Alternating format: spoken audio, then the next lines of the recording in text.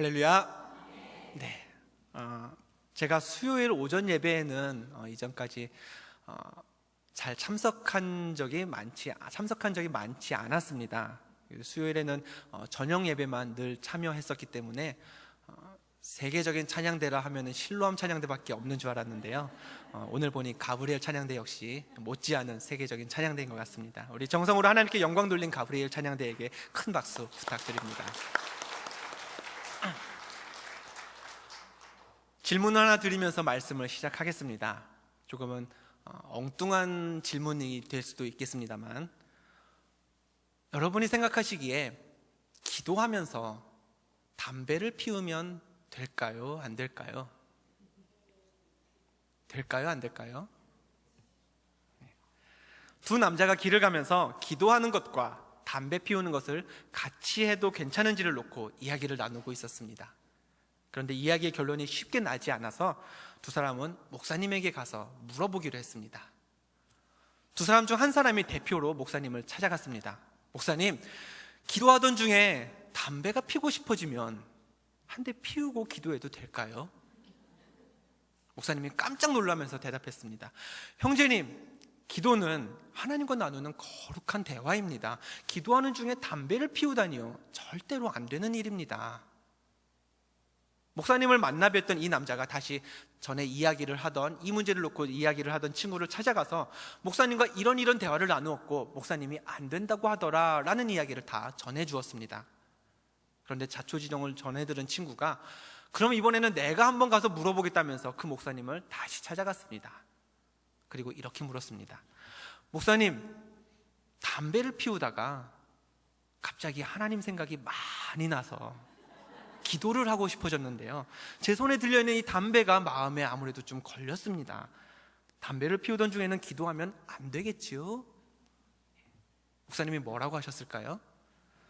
손사래를 치면서 이렇게 답했습니다. 형제님, 기도는 때와 장소가 중요한 게 아닙니다. 담배를 피우던 중이라도 하나님의 음성을 듣고 싶다면 얼마든지 기도하셔도 됩니다. 같은 질문, 같은 내용을 가지고도 어떻게 생각하느냐에 따라서 신앙생활의 모습은 달라질 수가 있습니다. 우리는 수요일 오전 예배마다 예수님께서 행하셨던 여러 이적 사건들을, 기적 사건들을 살펴보고 있습니다. 병든 사람을 고치시고 또 죽은 사람을 살리시며 비바람을 멈추기도 하시고 귀신도 내쫓으시며 보리떡 5개와 물고기 2마리로 수천 명을 먹이신 분이 바로 우리 예수님이십니다. 하지만 예수님께서 행하신 이 이적들이 워낙 유명한, 잘 알려진 말씀들이고 또 그런 이적들만 모아서 매주 듣다 보니 사실 기적이 기적처럼 느껴지지 않는 게 사실이기도 합니다. 옆집 살던 사람이 죽었다가 살아났다고 하면 뭐 정말 그런 일이 있었냐고 하다가도 예수님이 죽은 사람을 살리셨다 하면 그랬겠지 뭐, 예수님이시니까. 이렇게 예수님의 능력과 성령의 역사에 대해서 많이 묻어져 있는 게 우리들의 솔직한 신앙이기도 합니다. 오늘도 저는 여러분과 예수님께서 병을 고치셨던 한 이적 사건을 살펴보려고 합니다.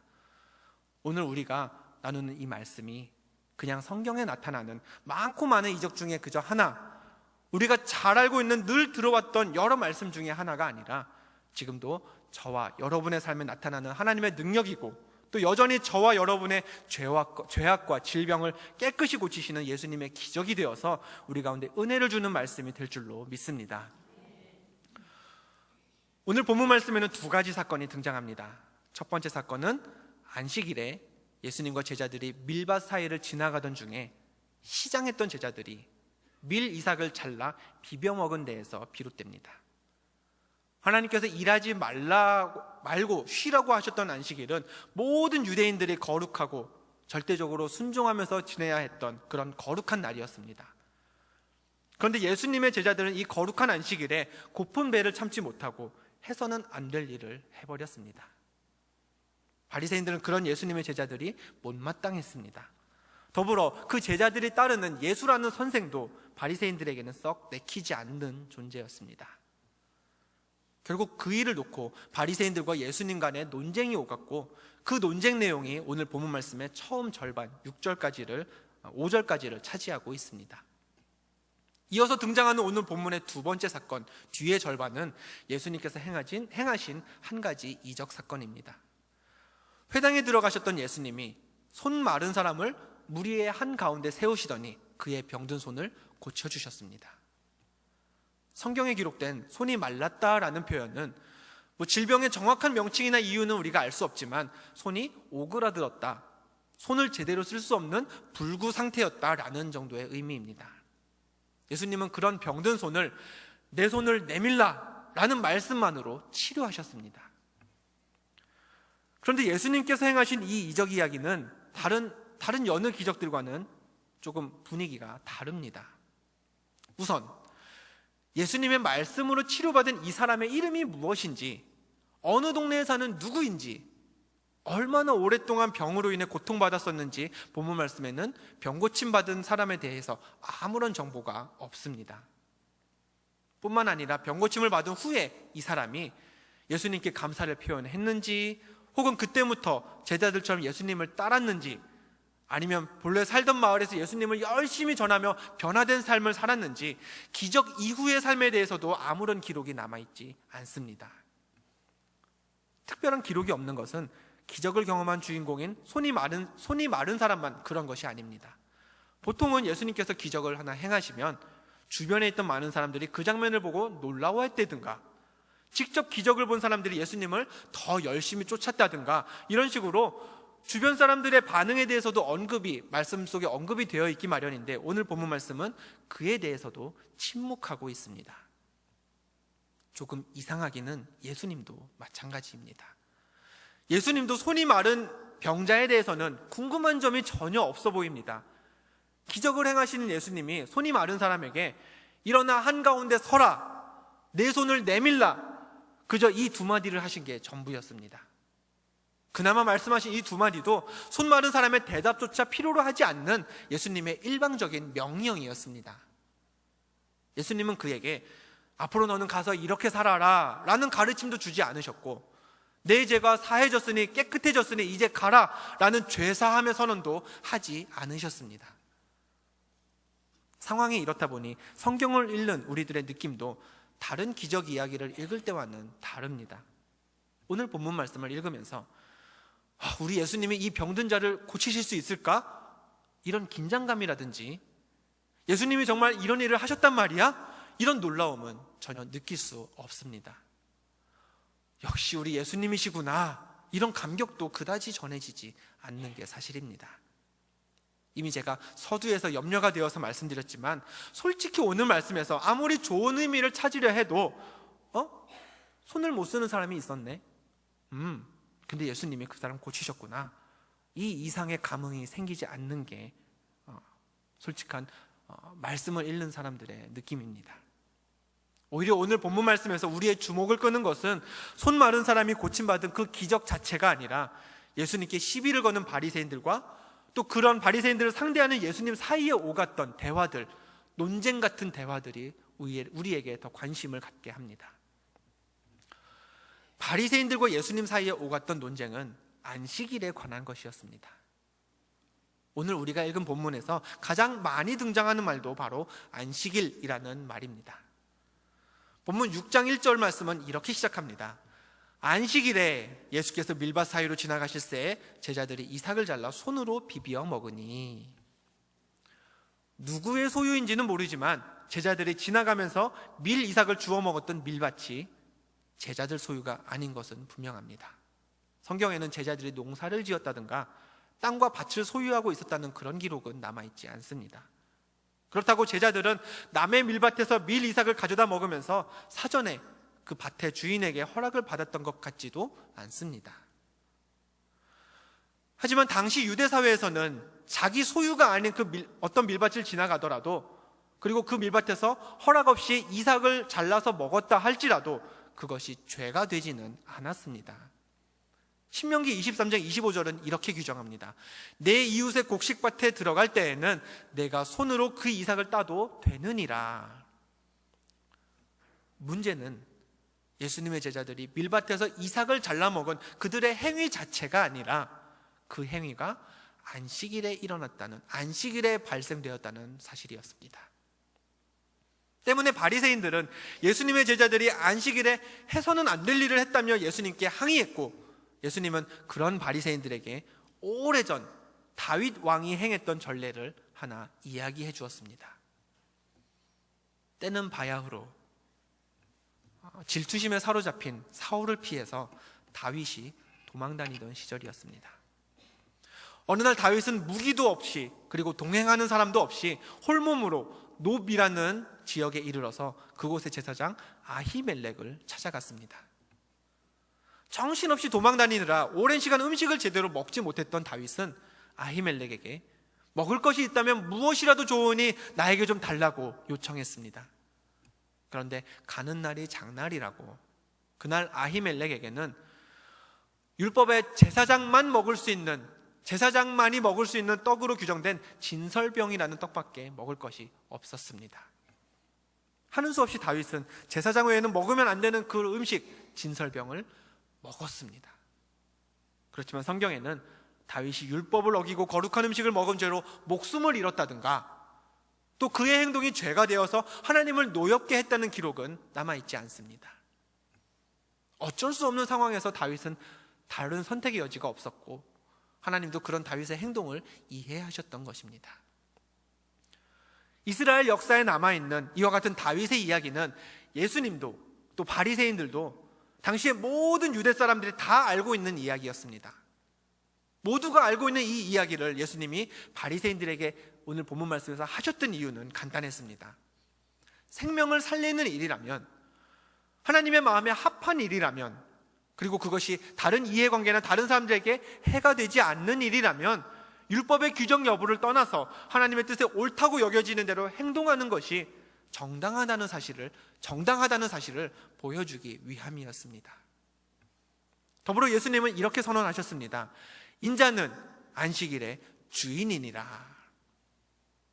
안식일의 주인이 누구입니까? 안식일은 하나님께서 정하신 것이고 그 주인은 우리 하나님이십니다. 즉 예수님이 곧 하나님이심을 사람들 앞에서 선언하셨던 것입니다. 성경에서 예수님이 세상을 구원하실 구세주시요 또 하나님의 아들인 것이 최초로 공표된 것은 주는 그리스도시요 살아계신 하나님의 아들이시니이다 라는 베드로의 고백을 통해서였습니다. 그러나 베드로의 입술로 예수님의 정체성이 세상 가운데 드러나기 훨씬 이전에 바로 오늘 본문 말씀에서 예수님은 인자가 안식일의 주인이다 라는 선언을 통해서 예수님이 바로 하나님의 아들이시고 예수님 당신이 그 하나님이시라는 복음의 핵심을 세상에 선포하셨던 것입니다. 여러분이 만약 2000년 전에 이 자리에 계셔서 예수님이 말씀하셨던 그 자리에 계셔서 이와 같은 진리의 말씀을 예수님이 곧 하나님이시라는 그 진리를 예수님의 입술을 통해 직접 들었다면 여러분은 어떻게 반응하시겠습니까? 예수님이 하나님의 아들이시라는데 지금처럼 눈만 깜빡이고 계시면 안 되겠죠. 네.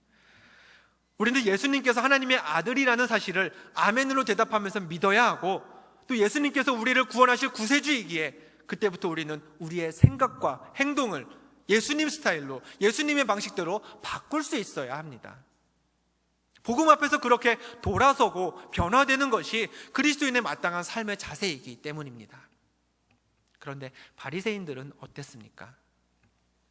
인자는 안식일의 주인이니라 라는 예수님 말씀에 그들이 아멘했나요? 그들이 수긍했나요? 하나님의 뜻을 모르고 율법만 고집했던 자신들의 잘못된 생각을 뉘우치고 회개하며 예수님의 가르침대로 살기로 바리새인들이 새롭게 다짐했나요? 바리새인들은 이렇게 행동했습니다. 본문 말씀 7절입니다. 서기관과 바리새인들이 예수를 고발할 증거를 찾으려 하여. 예수님이 하나님의 아들이며 예수님이 곧 하나님이시라는 그 진리 앞에서 바리새인들은 오히려 예수님을 고발하려 했습니다. 그들은 예수님이 틀렸다고 생각했습니다. 그들은 예수님이 마음에 들지 않았고 그들은 예수님의 말씀이 진리가 아니라 거짓과 음모라고 생각했습니다. 그래서 예수님을 고발하려고도 했습니다. 예수님께서 손이 마른 사람을 고치셨을 때도 마찬가지였습니다. 예수님은 손 마른 사람을 고치시기 전에 바리새인들을 향해 이렇게 물으셨습니다. 내가 너희에게 묻노니 안식일에 선을 행하는 것과 악을 행하는 것, 생명을 구하는 것과 죽이는 것, 어느 것이 옳으냐? 여러분, 어느 것이 옳습니까? 아무리 성경이 이해하기 어려운 책이라 해도, 아무리 성경에 어려운 말씀이 많다고 해도 예수님의 이 질문은 답이 뻔합니다. 명백합니다. 당연히 선을 행하는 게 옳고요, 당연히 생명을 구하는 것이 옳습니다. 이렇게 정답이 분명하다면 예수님의 질문을 받은 우리는 그 명백한 답대로 이 땅에서 악을 행하기보다는 선을 행하고, 율법만 고수하기보다는 생명을 구하는 일에 힘쓰면서 예수님의 가르침대로 살면 됩니다.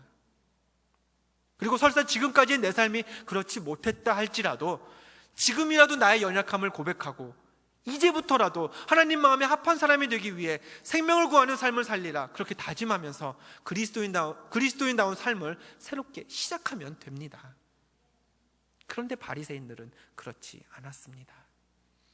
선과 악 중에 뭐가 옳으냐는 무슨 초등학교 교과서에나 실릴 법한 그런 쉬운 문제를 두고도 바리새인들은 이렇게 행동했습니다. 그들은 노기가 가득하여 예수를 어떻게 할까 하고 서로 의논하니라. 같은 내용을 담고 있는 마태복음 12장에는요 바리새인들이 서로 무엇을 의논했는지 좀 더 구체적으로 나타나 있습니다.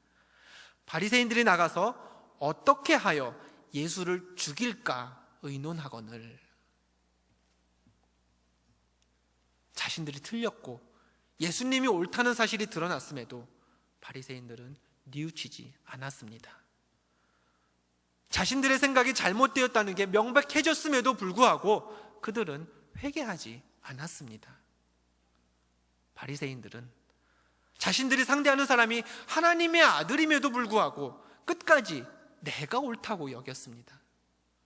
그리고 그런 그들의 선택은 결국 예수를 죽여 없애는 방법을 찾는 데까지 이르게 되었습니다. 세상을 살다 보면 내 생각과 예수님의 생각이 다를 때, 내가 생각하는 방식과 하나님께서 말씀하신, 하나님께서 가르치신 방식이 다를 때가 있습니다.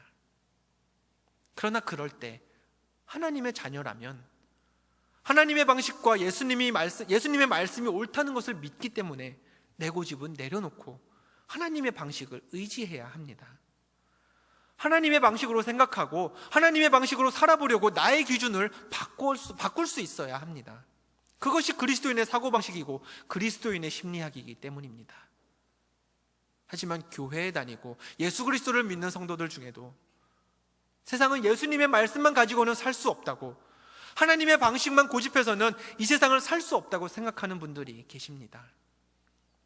예수님이 하나님의 아들인 것도 내가 잘 알고 그분이 나를 위해 십자가에 죽으신 것도 역시 잘 알지만 세상은 세상의 방식이 따로 있다고 외치면서 하나님의 방식만 고집하는 그런 인생을 답답하게 여기시는 분들이 있습니다. 만약 저와 여러분의 생각이 그렇다면 결국 우리는 예수님이 하나님의 아들이라는 진리 앞에서 오히려 예수님에게 노하고 예수님의 말씀을 묵살하려 하고 예수님을 죽이려고까지 논의했던 바리새인들과 다를 바가 아무것도 없어지게 됩니다.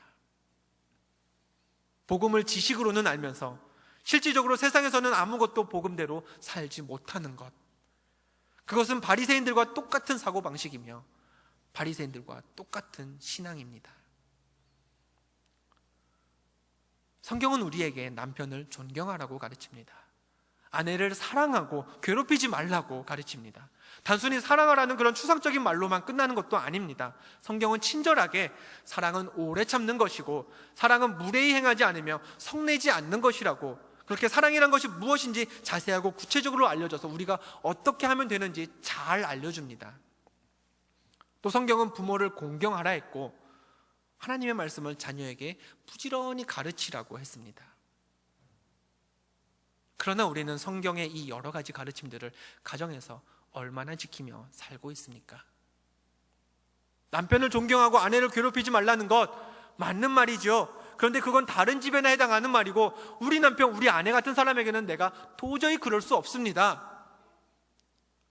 사랑은 오래 참고 성내지 않는 것이라 했지만 우리 식구들처럼 속 터지는 사람들한테는 그런 말씀은 해당 사항 없습니다.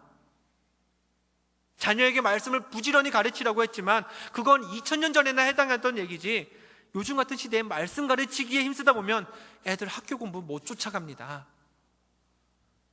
이렇게 하나님의 말씀은 하나님 말씀일 뿐이고 내 생활에는 그 말씀을 적용할 수 없는 이유들이 너무 많아서 하나님의 방식보다는 내 방식이 옳다고 생각하는 것, 그것은 끝까지 자신들의 생각이 옳다고 여겼던 바리새인들을 그대로 닮아가는 것입니다.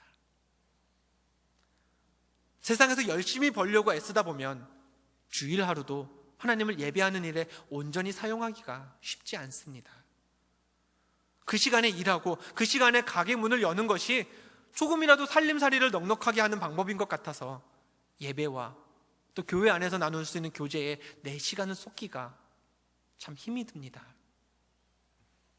더군다나 돈을 운용할 때에는 이자 몇 프로 때문에 고민하고 또 세금 몇 프로 줄이려고 애쓰는 이 세상에서 소득의 10분의 1을 하나님께 드리면서 사는 것, 어지간한 결단이 아니면 실천하기 어려운 일이 분명합니다. 그러나 우리는 가난도, 부유함도, 궁핍함도, 풍요로움도 다 하나님께서 주시는 것을 믿는 사람들입니다. 그럼에도 불구하고 하나님의 방식대로 사는 삶보다 나의 지식대로 사는 삶을 고집한다면 그건 역시 예수 그리스도가 안식일의 주인이라는 선포 앞에서조차 여전히 내가 원하는 안식일의 모습을 지키려 했던 바리새인의 신앙을 닮아가는 것입니다. 성경은 교회 안에서 서로의 지체된 성도들이 거짓을 말하지 말고 가난한 자들을 구제하며 노함과 분냄과 비방을 버리라고 했습니다. 그러나 안타깝게도 지금 이 시대의 교회는 하나님의 이런 가르침과 거리가 멀게 느껴집니다.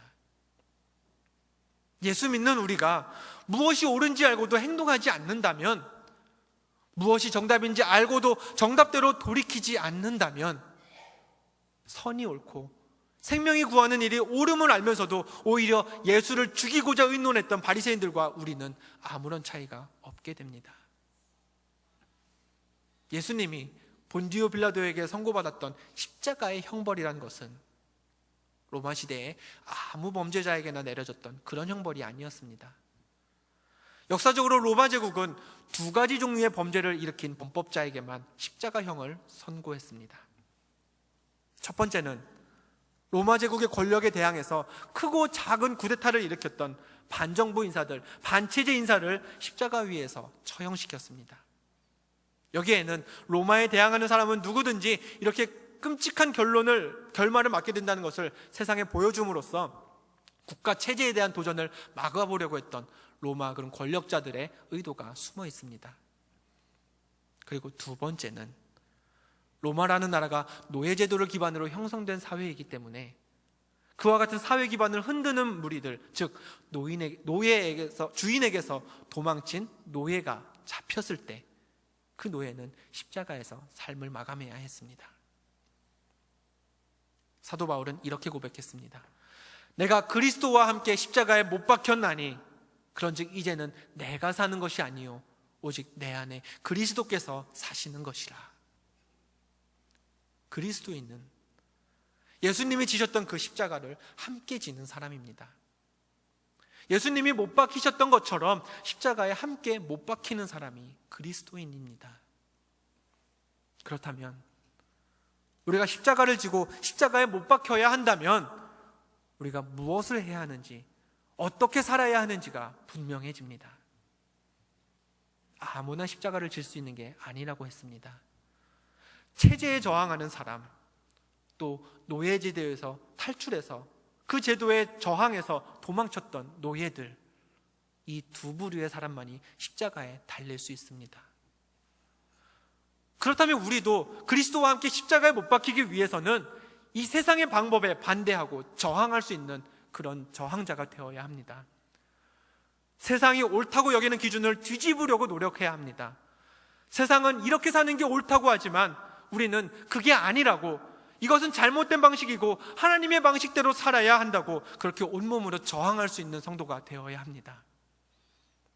또 하나, 정말 우리가 그리스도와 함께 십자가에 못 박히기 위해서는 주인에게서 도망치는 노예처럼 이 세상에서 종노릇하지 않으려고 탈출할 수 있어야 합니다. 우리를 속박하려는 그 어떤 가치관으로부터도, 그것이 명예든 권세든 물질이든 지식이든 하나님 외에는 그 무엇에라도 내가 종이 되지 않겠다고 다 버리고 도망칠 수 있어야 합니다. 그렇게 살아야만 우리에게도 십자가를 질 만한 자격이 생기게 되는 것입니다.